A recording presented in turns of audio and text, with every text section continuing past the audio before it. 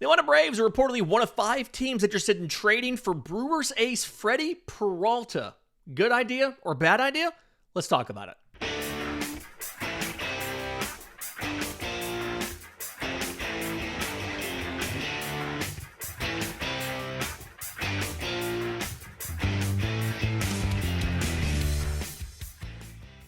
Yes, welcome on in to the Braves Today podcast, your daily source for news, notes, and updates on your Atlanta Braves. I'm your host, Lindsay Crosby, award-winning baseball writer and podcaster. I'm also the founder of BravesToday.com, your daily Atlanta Braves newsletter, because Braves Today is both a podcast and a newsletter. We're proudly part of the Believe Podcast Network, presented to you by FanDuel. Download the FanDuel app or go to FanDuel.com to get started today. I want to talk about the report that came out from Ken Rosenthal of The Athletic about the next guy that Atlanta's interested in acquiring. MLB front offices are kind of quiet during the holidays, right? Not a lot of stuff happened from Christmas to New Year's.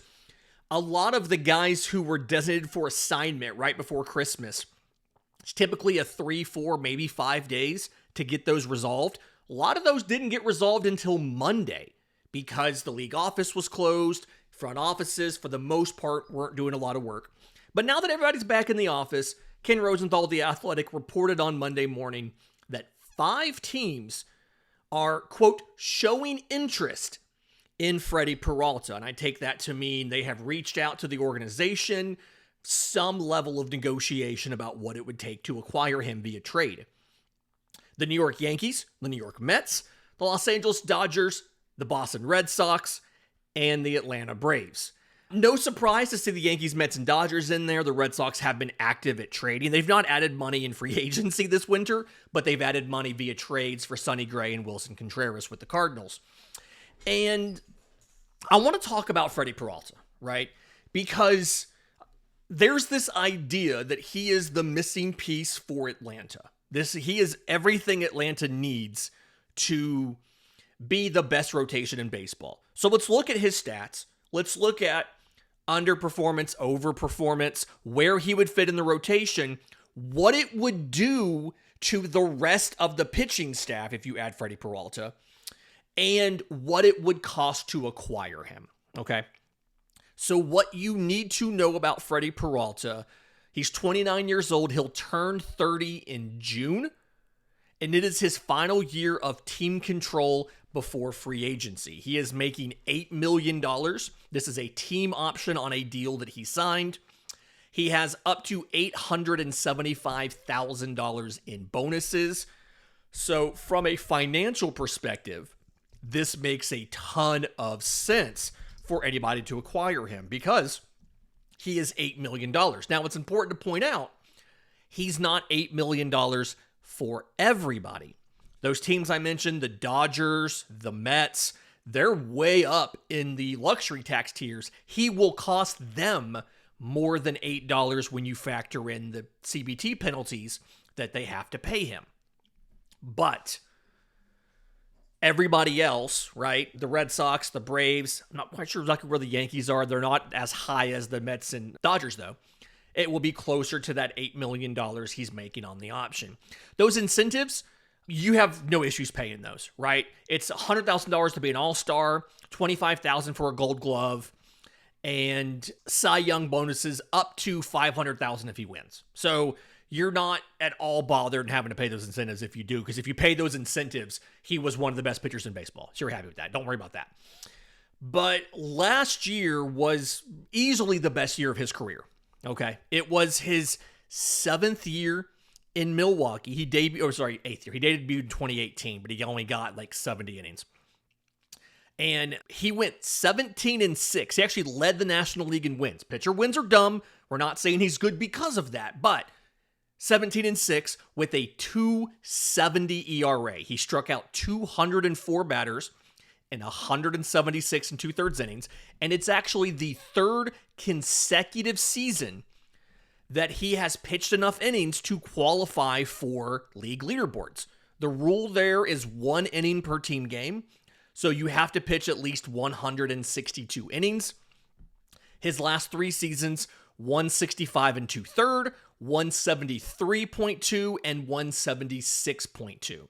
He struck out over 200 batters in each one of those seasons as well. It's a 3-year strikeout rate of right around 29%, with a walk rate just under 9%. So a little bit higher walk rate than league average, but a strikeout rate 6% better than league average. There is a little bit of sample size flukiness. I'm sorry, not sample size flukiness.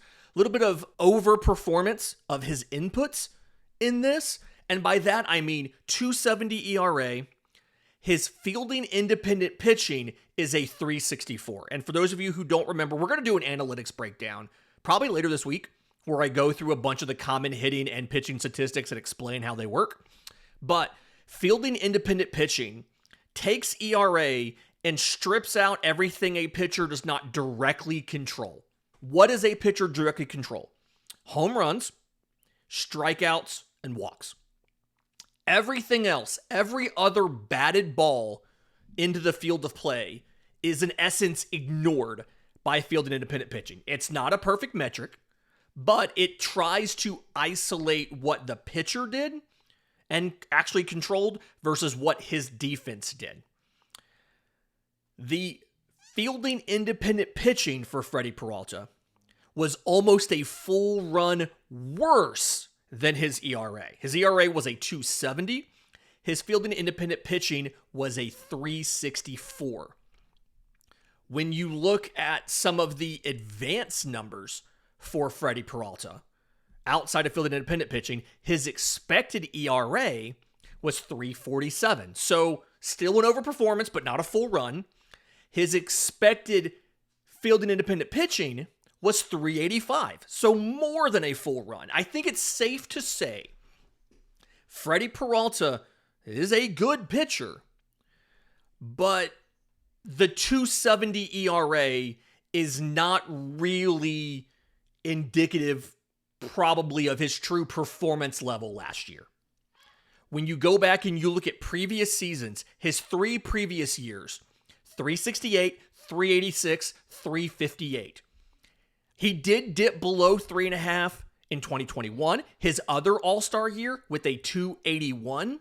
Guys will occasionally over or underperform these numbers. Blake Snell, for instance, his 2 Cy Young wins in 23 and 18. Both of those years, he overperformed his fielded independent pitching by more than a full run. Like, guys will fluctuate above and below. Spencer Strider, I want to say it was Strider's 23? He had like the lowest fielded independent pitching in the league, but he had some bad luck on homers and some other stuff. And so it's a 285 FIP. It was a 386 ERA. He finished in 4th place for Cy Young. Had that been reversed and he was a run lower than his FIP, he'd have clearly won it. I'm not saying just because he overperformed his inputs that he's bad, but my concern is that he's going to get priced like a guy that is a consistent 270 performer, when in reality, he's good for a high 3s ERA. It's still good. He's still striking out 10 guys per 9 innings. He's walking, 3.5 per 9, things like that. But you're definitely buying him at the height of his value, both based on his previous performance and the fact that he's only owed $8 million for 2026. And so even the cash trap, even the poor teams can afford Freddie Peralta. The question is, do they have the pieces to get him? Let's take a quick break. When we come back, let's talk about who Freddie Peralta is as a pitcher. Does it fit into with what Atlanta wants to do? And what would it look like if you added him? We'll do that next, right here on Braves Today. But first, the NFL playoffs are on us. FanDuel just rolled out all of their NFL stuff. Rams favored over the Panthers by 10.5 on Saturday. Kind of feels right. Panthers are, losing record in the postseason. Packers favored by a 1.5 over the Bears on the road. Bills favored by a 1.5 on the road in Jacksonville. Weather's probably not going to be much of a factor there unless it rains. Philly favored by 4.5 hosting San Francisco. That feels high, but that's me. Patriots favored by 3.5 over the Chargers, and the Texans favored by 3.5 on the road in Pittsburgh versus the Steelers. Probably going to be, I'm going to guess, at least 2 upsets in there. Really curious to know what you think they could be. If you are convinced that you have that right, you know exactly who it's going to be. FanDuel.com or download the FanDuel app to put your money where your mouth is.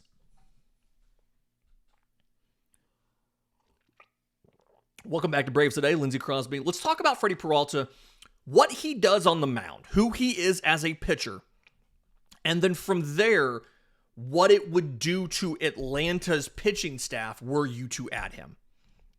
So when you look at Freddie Peralta, he's not really embraced the pitch mix revolution. He's thrown 6 different pitches in his career, but a few of them were kind of blips, right? He debuted with a changeup. In 2020, he played around with kind of a slow curve a little bit, ditched that for 21, brought the changeup back in 21, added a sinker into that, got rid of the sinker after 21, threw it a couple times in 24, but last season, 4-seamer more than half the time. He's backing that up with a changeup, then a curveball, and then a slider. Now, depending on if you're a lefty or a righty, you'll kind of see a little bit of a different thing here. It's 50-something% 4-seamers either way. Number 1 is the fastball coming in just under 95 miles an hour. And it's getting right around 17 inches of induced vertical break. So, it's better than average. It's a good 4-seam fastball. Velocity's fine. It's not amazing. It's fine. But then if you're a lefty, changeup, curveball, slider, kind of in that order. And you rarely will see a slider. It's like 3% of the time.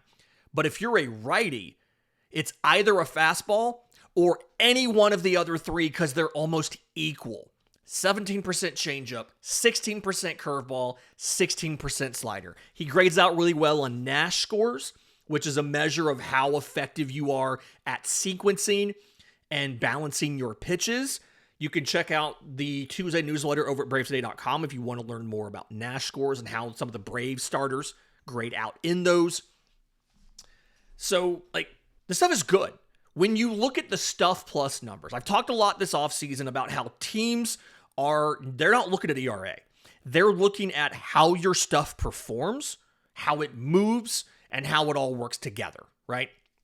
When you look at the Stuff Plus numbers for Freddie Peralta, his arsenal grades out really well outside of the changeup, and I'll explain that in a second. His 4-seam fastball is a 108. Remember, 100 is average. 4-seam fastball is a 108. His slider is a 114. His curveball is a 106. The changeup is only a 79. So the overall package is a 102 Stuff Plus. He grades out well on location. He has above average locations and all of that. So when he misses and he walks guys, it's sometimes intentional. The Blake Snell approach. I'm going to go back to Blake Snell again. The Blake Snell approach of, I would rather walk you than give you a hittable pitch, right? Now, the changeup, again, does not grade out well in Stuff Plus, but that is not entirely to be unexpected because Stuff Plus models, I'm not going to say that they inherently dislike changeups, but it's a weakness of a Stuff Plus model to grade a changeup accurately. So to kind of explain how some of this works, Stuff Plus is looking at the raw physical characteristics of a pitch in a vacuum, right? The velocity, the movement, the spin, your release point. It doesn't consider location. It doesn't consider game context or any of that stuff. And the issue that changeups have is Stuff Plus values raw movement. So the model favors the pitches that have high velocity and that have extreme movement. Sweepers grade out really well in Stuff Plus because on a sweeper, it's not looking at are you throwing it to a same-handedness hitter or an opposite-handedness hitter. Largest platoon split in baseball is a sweeper. Changeups, kind of like by design and by usage, they're slower. The movement is less dramatic compared to a breaking ball. And a lot of the value of a changeup comes in how they how they tunnel with the fastball. They look like the fastball out of the hand. So you're prepared to hit that velocity. And then the changeup is slower and moves differently horizontally and sometimes vertically from the fastball. And so the changeup, unlike everything else in Stuff Plus, the changeup is dependent on the fastball. It is rare, not uncommon, but it's rare to see guys who are changeup dominant, because most guys need the fastball to work a changeup off of. And so they don't grade out that well because they're reliant on the interaction with the fastball, which Stuff Plus is not looking at that. And then also they're evaluating the physical characteristics, the movement of the pitch, and not the actual deception, because they can't quantify that. Plus, they're just a little more variable because it's a field pitch. Spencer Strider told me in like 24, he could just never get the feel for the changeup. Bryce Elder said that it would come and go. There'd be games where he felt good on it. There'd be games where he wouldn't. Chris Sale said that, it's there, and if they ask him to throw it, he'd throw it. And one of Drake Baldwin's first starts with Chris Sale, Baldwin went to the changeup really early and just kept going back at it because Sale was feeling it that day. It was a field pitch. He had the feel for it. They just kept going to it, and they got out of a jam with it. So this Peralta stuff is good. The issues you have here, I guess let's wait on the issues. If you were to acquire Freddie Peralta, he would fit Alex Anthopoulos' request, whatever, of a frontline starter, an impact starter that you would use to start a postseason game. So right now, your rotation, Sale, Schwellenbach, Strider, Lopez, and then some combination of Bryce Elder or Hurston Waldrop or Grant Holmes. I've been saying that I think if you can get Bryce Elder more consistent with his stuff on a game-to-game basis, if you can incorporate, some other, maybe a curveball and get, a cutter. I've talked about this a little bit. If you can get him more consistent, then I like him to be the fifth starter because he can take the ball every fifth day. You can ride him a little bit harder than the other starters and get the postseason guys to October. But if you acquire Freddie Peralta, that plan goes out the window, because assuming you want to keep Ronaldo Lopez in the rotation, which everybody that's talked to us, Walt Weiss at the winter meetings, AA on Zoom, and all of that stuff, have said that they are working with Ronaldo Lopez as a starter. The intention is to use him as a starter. He is open to pitching in the bullpen if that's what the team needs him to do, but they are proceeding as if he is a starter. So if you acquire Freddie Peralta, depending on what Spencer Strider looks like in spring, and again, I'm a believer, both from what Jeremy Hefner said and just from knowing Spencer Strider and how hard he works, I'm a believer he'll be back to the old Spencer Strider or a lot closer to it. Peralta is either your number 3 or your number 4. Sale's your number 1. I'd argue Schwellenbach's probably number 2. And then it's like Peralta and Strider or Strider and Peralta, depending on how Spencer Strider looks. And Ronaldo Lopez, if he is in your rotation, is your number 5. That means your bullpen has Bryce Elder in it, unless you trade him. Maybe he's part of the deal going back to Milwaukee. We'll talk about that in a minute.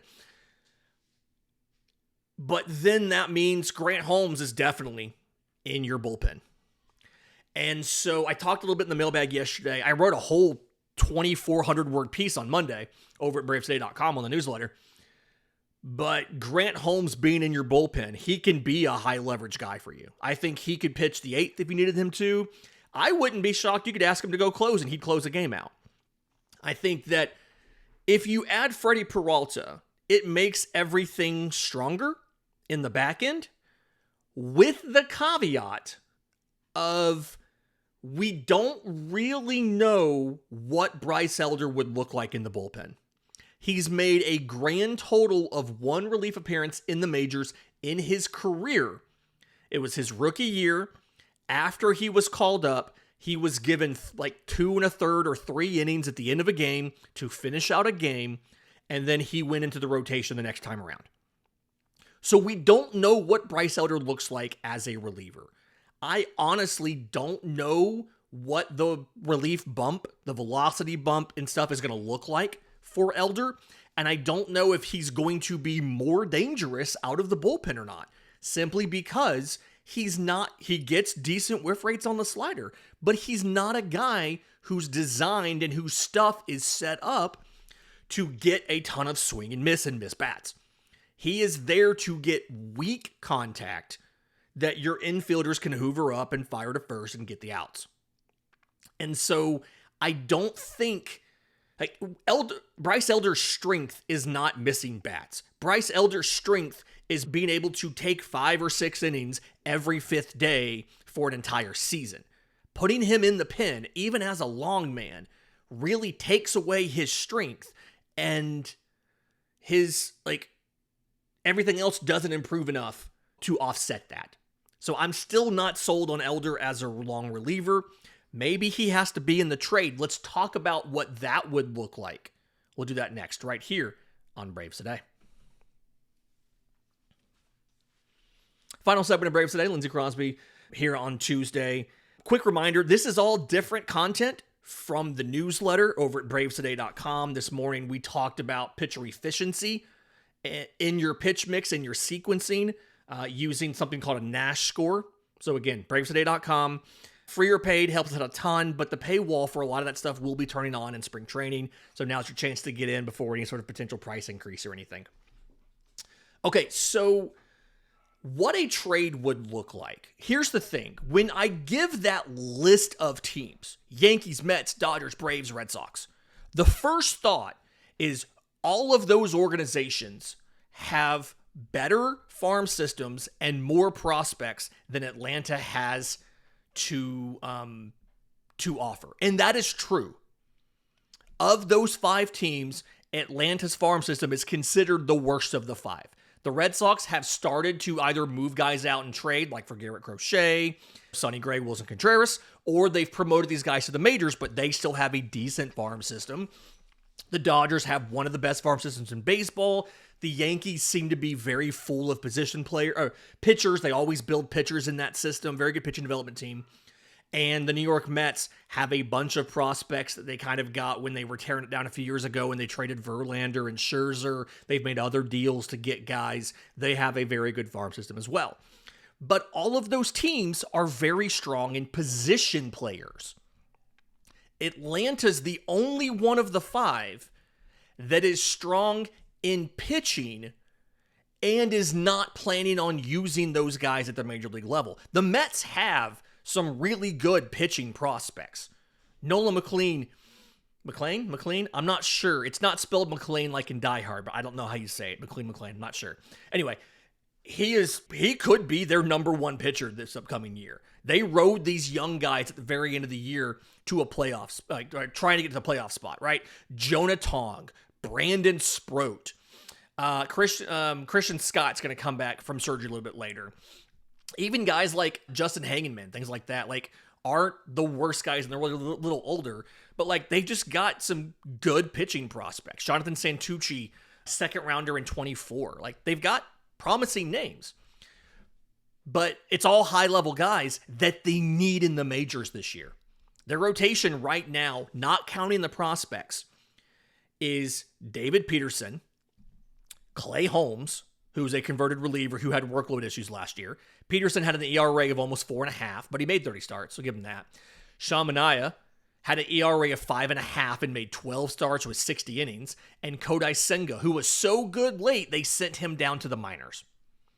So they need these pitching prospects. So any deal that the Mets make is going to be is probably going to be for position players.